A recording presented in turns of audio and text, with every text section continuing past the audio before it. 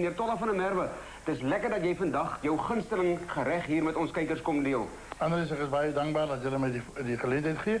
Ek sien die mense maak altyd baie ingewikkeld was. Kom meneer van der Merwe se opleiding vandaan? Ag, ek het maar oorsee gestudeer. Ek was bietjie in Genève by die hotelskool.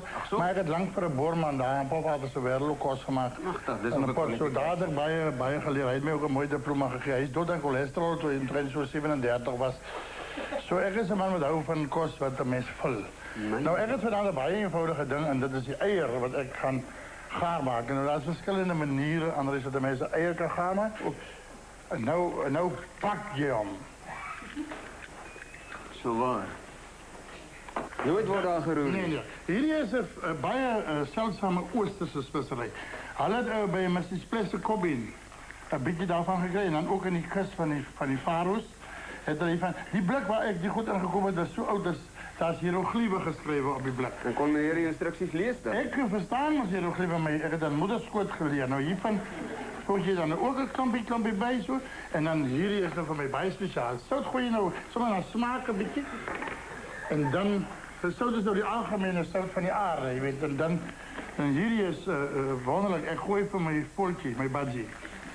Allerlei goeders in sy hop. En dan krap hy dit in mekaar en dan stiel ek dit by die budgie.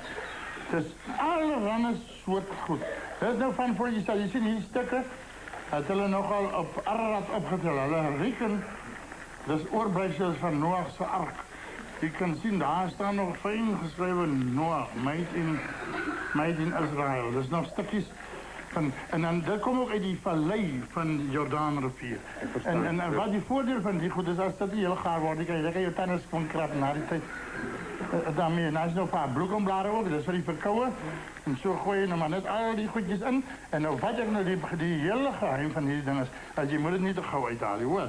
Je los het zo'n beetje. Nou, als je nou zo geleid, Annelies en ik moet zeggen, die kijkers er zeker samenstemmen met mij en jij. Dan wonder ik. Voor ons niet voor ons met de takeaway gaan komen.